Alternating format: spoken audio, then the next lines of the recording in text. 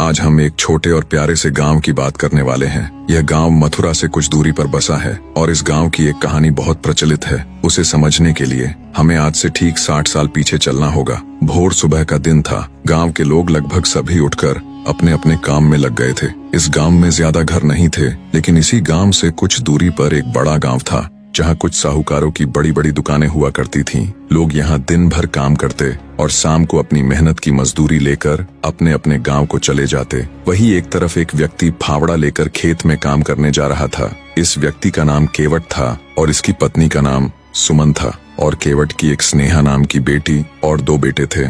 केवट अपनी मेहनत की कमाई से परिवार चला रहा था। केवट का स्वभाव बहुत सरल था। गांव के लोग उसे भोला कहकर बुलाया करते थे। उसी गांव में एक रघुनाथ जी का मंदिर था जहां गांव के लोग पूजा पाठ करने जाया करते थे। लेकिन केवट कभी मंदिर नहीं जाया करता था क्योंकि उसे अपने काम से फुर्सत नहीं मिल पाती थी। एक शाम वह अपने खेत से काम कर लौट रहा था। गांव के एक व्यक्ति ने केवट से कहा कि कभी समय मिले तो मंदिर हो आया करो। केवट ने विनम्रता पूर्वक कहा कि मुझे समय कहाँ मिलता है भैया। एक और गांव के व्यक्ति ने कहा, केवट सीधे बोलो ना कि मैं एक नास्तिक हूँ।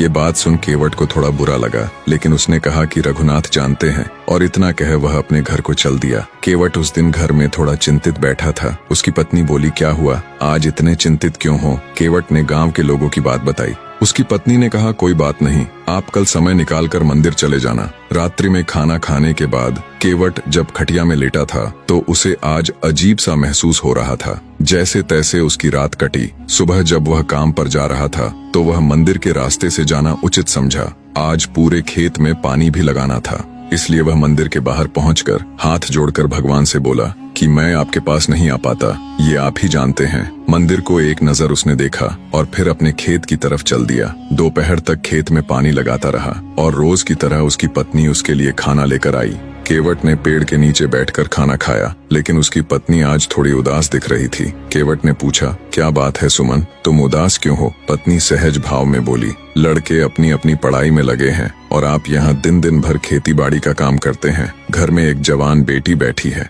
उसको कोई ध्यान नहीं दे रहा है। केवट ने मुस्कुरा कर कहा कि तू क्यों चिंता कर रही है, जो करना है रघुनाथ जी करेंगे। पत्नी ने टिफिन लिया और उदास भाव से घर को चल दिया। केवट भी अपने काम में फिर लग गया। केवट शाम में जब घर पहुंचा तो उसकी पत्नी और बेटी शांत बैठी थीं। केवट बोला, क्या बात है, ऐसे क्यों बैठे हो? तभी बेटी बोली, पापा भैया की स्कूल की फीस जमा करना है, नहीं उसे इस बार पढ़ने को नहीं मिलेगा। पत्नी ने कहा कि खेती में इतनी कमाई नहीं होती है, आप पास के गांव में जाओ तो घर अच्छे से चल पाएगा। और इतना कह वह भी रोने लगी। केवट ने कहा, अरे तू परेशान क्यों हो रही है, सब ठीक हो जाएगा।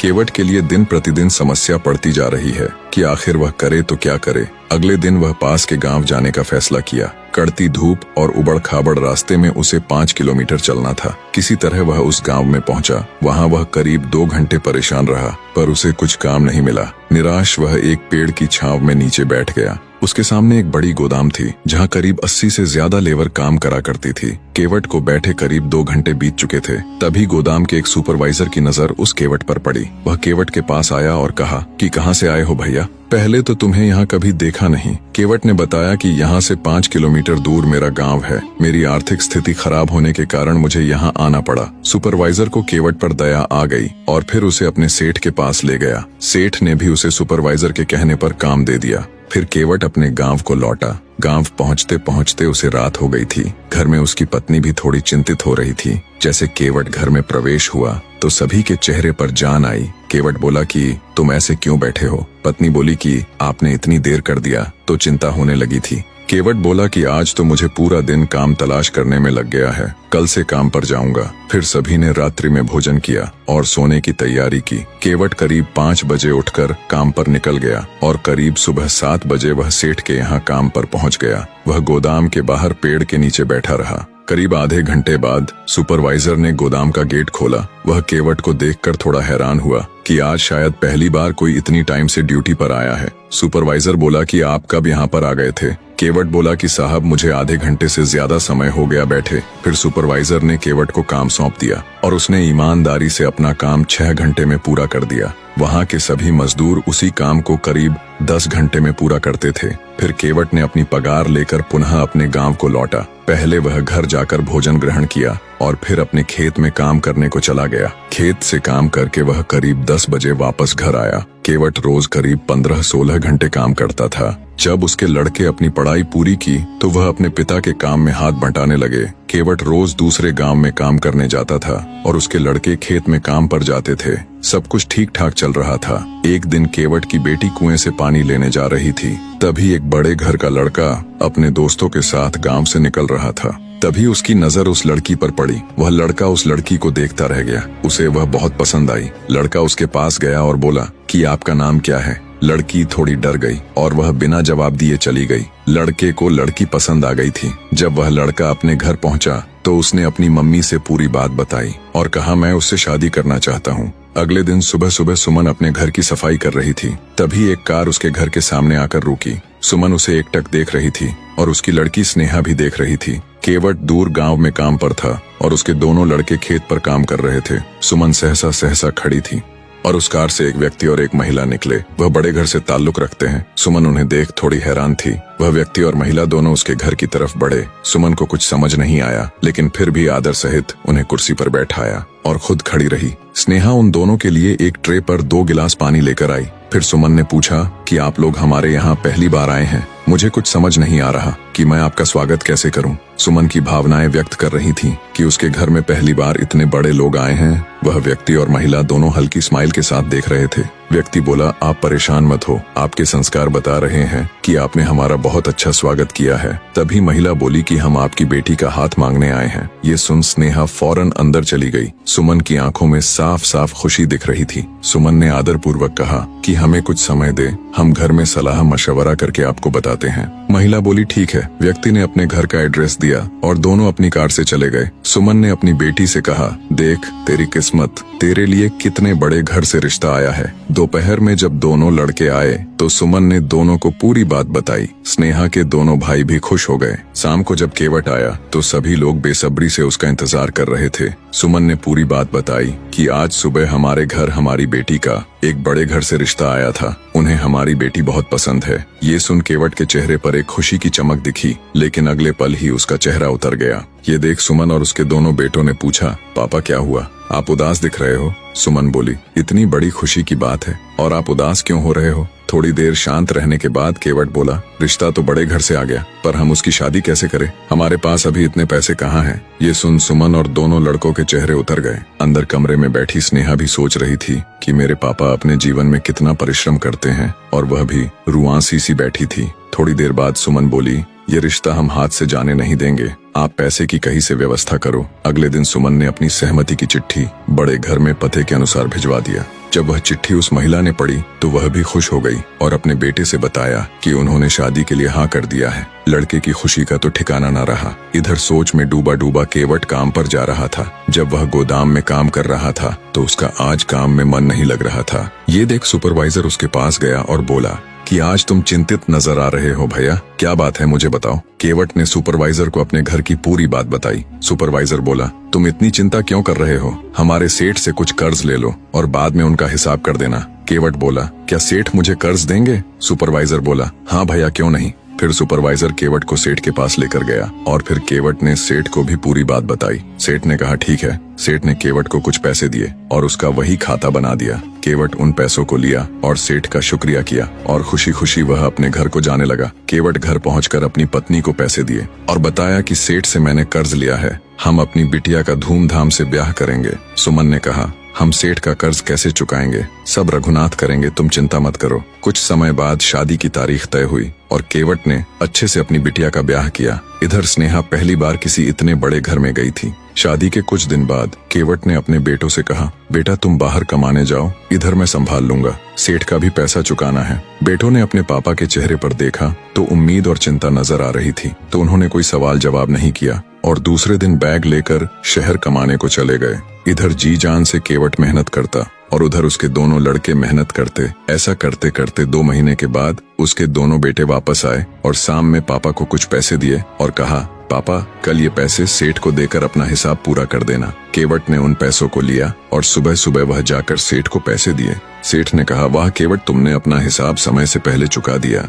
केवट ने कहा, साहब सब रघुनाथ की कृपा है। सेठ ने उसका वही खाता निकाला और एक कागज पर लिखा कि हिसाब बराबर, और केवट के पास उस कागज को रख दिया। और फिर सेठ ने केवट के लिए चाय मंगाई और थोड़ी देर बातचीत होती रही। बाद में केवट अपने काम में लग गया और काम पूरा कर शाम को घर चला गया। इस बात को करीब 6 माह बीत गए। उस समय केवट भी काम पर नहीं आता था। वह गांव में रहकर ही अपनी खेती बाड़ी पर ध्यान दे रहा था। सब कुछ सही चल रहा था। इधर एक दिन सेठ पूरे साल का हिसाब देख रहा था। तभी उसकी नजर केवट के लिए कर्ज पर पड़ी और उसकी हिसाब चुकता की रसीद उसी के पास थी। पैसे भी ज्यादा थे। सेठ ने सोचा, इसने पैसे भी समय से पहले ही चुका दिया था, इसके घर नोटिस भेजता हूँ। सेठ ने अगले दिन एक चिट्ठी केवट के घर भेजवाई। उसमें लिखा कि जो कर्ज लिया था उसे चुका जाओ। केवट ये देख हैरान हो गया, लेकिन फिर उसने सोचा कि साहब को कुछ गलत फहमी हुई होगी। वह ऐसे व्यक्ति नहीं है। सेठ को उस चिट्ठी को भिजवाए 1 हफ्ता हो गया। ना ही केवट आया और ना ही कोई सूचना। अगले दिन सेठ उसके गांव पहुंचा और सेठ ने गांव में पंचायत बैठाई। फिर केवट को बुलाया गया। सेठ ने केवट से अपने पैसे मांगे।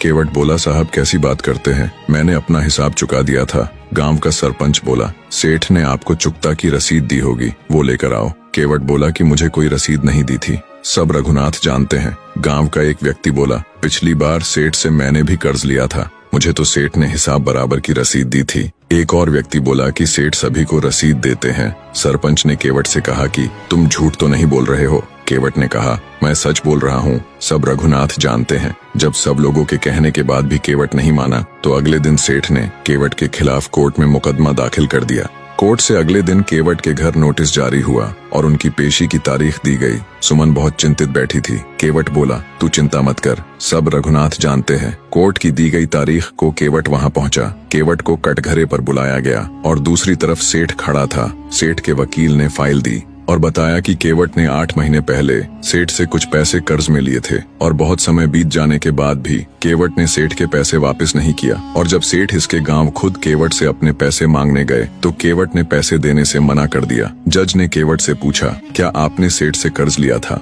केवट ने विनम्रता पूर्वक कहा, हाँ साहब लिया था। तो क्या आपने सेठ के पैसे वापस किए? केवट ने बताया, साहब पूरे पैसे का मैंने हिसाब कर दिया था। इसका क्या प्रमाण है कि आपने सेठ के पैसे वापस किए हैं? केवट ने कहा, ये तो रघुनाथ ही जानते हैं। पेशी का समय पूरा हो ही गया था। जज ने अगली तारीख दे दिया और अपने चपरासी से रघुनाथ का संबंध जारी कर उन्हें कोर्ट आने की तारीख दी। अगले दिन चपरासी उस गांव में पहुंचा और करीब 2 घंटे तक वह रघुनाथ को गांव में खोजता रहा, लेकिन रघुनाथ नाम के व्यक्ति को पूरे गांव में कोई नहीं जानता। चपरासी एक जगह बैठकर सोचने लगा कि केवट ने कहीं जज साहब से झूठ तो नहीं बोला है। थका हारा बैठा कुछ का कुछ सोच रहा था। 1-2 गांव के व्यक्ति गुजर रहे थे। चपरासी को देखा तो बोले, क्या बात है भैया, चिंतित दिख रहे हो? चपरासी ने कहा, मुझे रघुनाथ जी से मिलना है, उनके लिए कोर्ट से एक संबंध आया है। व्यक्ति बोला कि यहाँ से कुछ दूरी पर एक रघुनाथ जी का मंदिर है, वहाँ पता कर लो, शायद वहाँ किसी का नाम हो। चपरासी लास्ट बार और प्रयास करने मंदिर पहुँच गया। वहाँ एक पुजारी बैठे थे। चपरासी उनके पास गया और बोला,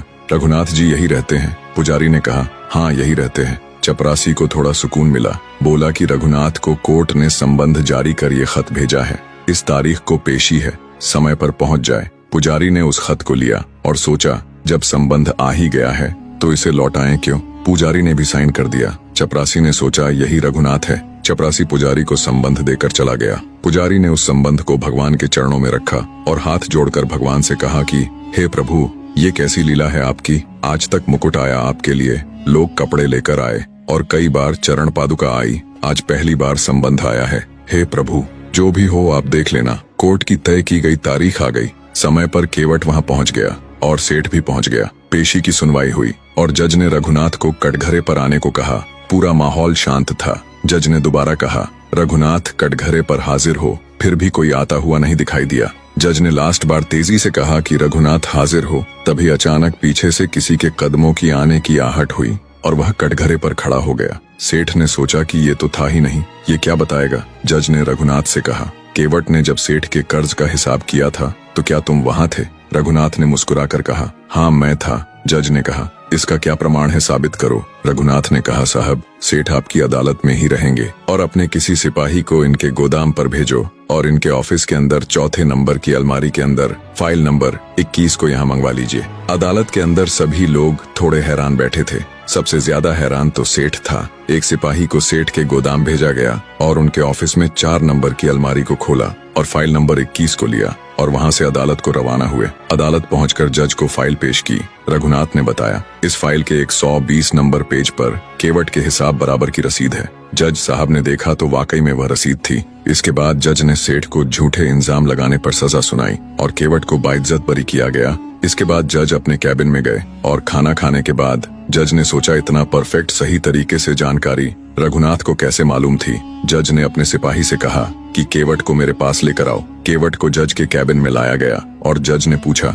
कौन है ये रघुनाथ? केवट ने कहा, साहब रघुनाथ तो रघुनाथ ही हैं, फिर भी इनसे आपका क्या रिश्ता है? वो तो परम पितामह है, उनसे तो हम सभी जुड़े हैं। जज को बड़ी हैरानी हुई कि हर सवाल का उल्टा पुल्टा जवाब दे रहा है। जज ने सिपाही से कहा कि रघुनाथ को अंदर लेकर आओ। चपरासी ने बाहर जाकर बहुत देर तक देखता रहा पर वो कहीं नजर नहीं आए। सिपाही आकर बोला कि साहब वह तो चले गए। जज ने केवट से कहा, रघुनाथ गांव में कहाँ रहता है? साहब रघुनाथ तो हर जगह रहते हैं, हमारे गांव में मंदिर में भी रहते हैं। सिपाही बोल पड़ा, साहब जिसने चिट्ठी में साइन किया था ये वो रघुनाथ नहीं था तो ये कौन था? साहब चिट्ठी पर पुजारी ने साइन किया था, उनसे ही जानकारी मिल सकती है। जज को कुछ समझ नहीं आ रहा था कि आखिर हो क्या रहा है। चिट्ठी जिसको भेजा वह मिला नहीं, साइन जिसने किया वह आया नहीं, गवाह जिसका दिया उसे पता नहीं, आखिर रघुनाथ था कौन? ये सभी सवाल जज के दिमाग में बवंडर की तरह चल रहे थे। जज अगले दिन सबसे पहले उनके गांव पहुंचे। वहां सभी गांव के लोग भी जुड़ गए। जज बोले, इस गांव में